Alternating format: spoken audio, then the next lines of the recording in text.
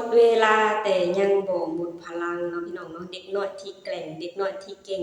เด็กน้อยที่มีแต่รอยยิ้มมีแต่ความสุขให้ทาง FC แฟนคลับเนาะพี่น้องเนาะ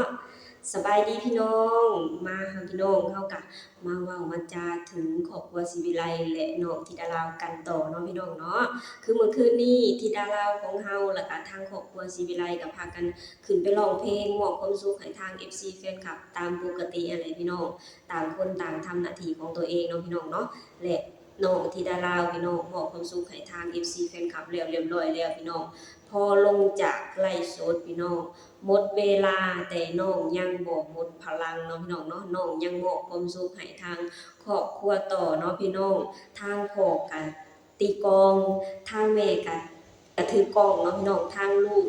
กับยายศรีก็พากันเต้นเนาะพี่น้องเนาะเต้นกันอย่างม่วนมันเลยพี่น้อง บ่เมื่อยบ่อิดเลยเนาะพี่น้องเนาะเด็กน้อยคนนี้เป็นเด็กน้อยที่เก่งและแกร่งเนาะพี่น้องเนาะถ้าหากว่าเป็นเด็กน้อยบางคนนี่พี่น้องร้องเพลงเมื่อยปานนี้ดึกปานนี้นี่ไปอาบน้ำอาบในนอนแล้วเนาะพี่น้องแต่ว่าน้องยังบ่หมดพลังพี่น้องน้องยังร้องต่อได้อย่างสบายเนาะพี่น้องเนาะจะคิดหยังหลายล่ะพี่น้องในเมื่อมือกลองก็บ่ได้จ้างดาวเต้นก็บ่ได้จ้างมือกล้องก็บ่ได้จ้างเนาะพี่น้องเนาะคือบริหารเองทุกอย่างพี่น้องก็เลยทำต่อได้อย่างเต็มที่ลองต่อได้อย่างเต็มที่เนาะพี่น้องเนาะที่ดาลาวน้อยของเฮายังบ่หมดพลังพี่น้องยังร้องต่อได้อย่างสบายเนาะพี่น้องเนาะทั้งร้องทั้งเต้นอย่างมีความสุขเนาะพี่น้องเนาะเห็นแล้วก็มีความสุขนำครอบครัวนี้เนาะพี่น้องเนาะมีความสุขนำที่ดาน้อยของเฮาเนาะพี่น้องน้องเป็นเด็กที่เก่งและแกร่งเป็นเด็กที่มีความมุ่งมั่นเนาะพี่น้องเนาะแห่งพัฒนาตัวเองขึ้นไปเรื่อยๆพี่น้องแห่งมีความดื้อของน้องนั่นแหละพี่น้องที่เฮ็ดให้ทาง FC แฟนคลับฮักและเพลงน้องจนถึงกับมื้อนี้เนาะพี่น้องเนาะไปพี่น้องเดี๋ยวเราไปชมคลิปบางช่วงบางตอนของธิดาน้อยของเฮาที่หมดเวลาแต่ยังบ่หมดพลังเนาะพี่น้องมาร้องเพลงต่อร้องเพลงมอบความสุขให้ทาง FC แฟนคลับแล้วเรียบร้อยแล้วก็มามอบความสุขให้กับพ่อกับแม่และครอบครัวต่อเนาะพี่น้องเนาะไปพี่น้องนะคะไปชมคลิปนี้ไปนำกันเลยลงไล่แล้วค่ะ แต่ว่าก็ให้แม่ปิดเครื่องเสียงให้พ่อตีกลองให้ต่อแมวกันอยู่สองแม่ลูกบาดที่นี่ยายสีตึงได้ร้อย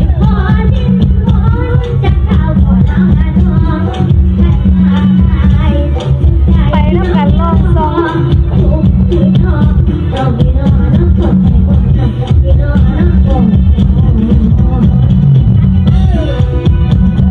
เป็นจังไดพี่น้องพอได้ยินคลิปไปนำกันแล้วเนาะพี่น้องเนาะสตุกเบิ่งแล้วสตุกยังม่วนน้ำเพิ่นเนาะพี่น้องร้องได้อย่างสบายๆพี่น้องบ่มีความอิดบ่มีความเมื่อยเลยเนาะพี่น้องเนาะและสตุกก็เชื่อได้เลยนะพี่น้องว่าทาง FC แฟนคลับเมื่อคืนนี้นะหลังจากที่ลงจากไลฟ์สดหรือหลังจากที่ออกจากไลฟ์สดของพ่อครูศรีวิไลนะพอไปเห็นคลิปที่ทางพ่อครูเพิ่นลงเกี่ยวกับการร้องการลำของ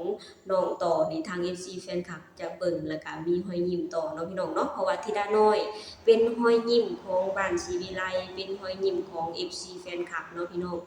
ทุกๆครั้งทุกๆคลิปที่น้องมอบความสุขให้แต่ละคนจะมีรอยยิ้มเนาะพี่น้องเนาะแล้วก็จะเห็นในมุมน่ารักของธิดาน้อยของเฮาเนาะพี่น้องเนาะน้องเต้นอย่างได้เรียงสาน้องร้องอย่างได้เรียงสาเนาะพี่น้องเป็นความเต้นความละเริงสดใสที่มีความสุขเนาะพี่น้องทาง FC แฟนคลับก็แห่งเบิ่งแห่งม่วนแห่งเบิ่งแห่งน่ารักในตัวของเด็กน้อยคนนี้เนาะพี่น้องพอเบิ่งแล้วก็โอ้ยเด็กน้อยคนนี้คือเป็นตาหักแท้คือเป็นตาแพงแท้มีความมุ่งมั่นสูงหมดเวลาแต่ว่าน้องยังบ่หมดพลังน้องมาร้องเพลงต่อมอบความสุขให้ทาง FC แฟนคลับต่อได้อย่างสบายๆเนาะพี่น้องเนาะนี่แหละพี่น้องที่ดาราเด็กน้อยที่เก่งและแกร่งเนาะพี่น้องเนาะเบิ่งยามใดก็บ่เบื่อเนาะพี่น้องทุกครั้งที่น้องเอาคลิปของน้องน่ะลงมาให้ทาง FC แฟนคลับเอาคลิปตลกหรือเอาคลิปน่ารักมาให้ FC แฟนคลับเบิ่งมอบความสุขให้ทาง FC แฟนคลับเบิ่งทุกเสือได้เลยนะพี่น้องว่าทุกๆคนจะมีรอยยิ้มต่อน้องคนนี้เนาะพี่น้องเนาะที่ดาน้อยเด็กน้อยแห่งสปป.ลาวเด็กน้อยที่เก่งและเก่งเนาะพี่น้องเด็กน้อยที่เป็นหัวใจของครอบครัวศรีวิไลและเป็นหัวใจของ FC แฟนคลับหมดทุกคนเนาะพี่น้องน้องสามารถมอบความสุขให้กับทุกคนได้ตลอดเวลาเนาะพี่น้องทุกคนที่เข้ามาเบิ่งคลิปของน้องมีแต่รอยยิ้มมีแต่ความสุขเนาะพี่น้องเนาะ นี่แหละพี่น้องอันนี้ก็คือความสุขของครอบครัวศรีวิไลความสุขของธิดาน้อยของเฮาเนาะพี่น้องที่มามอบให้แก่ FC แฟนคลับทุกคนเนาะพี่น้องเนาะโอเคพี่น้องสำหรับคลิปนี้สาวตุงเองก็จะขอจบลงเท่านี้ก่อนเด้อฝากให้พี่น้องช่วยกดไลค์กดแชร์กดติดตามในช่องสาวตุง Channel เด้อสบายดีสวัสดีค่ะ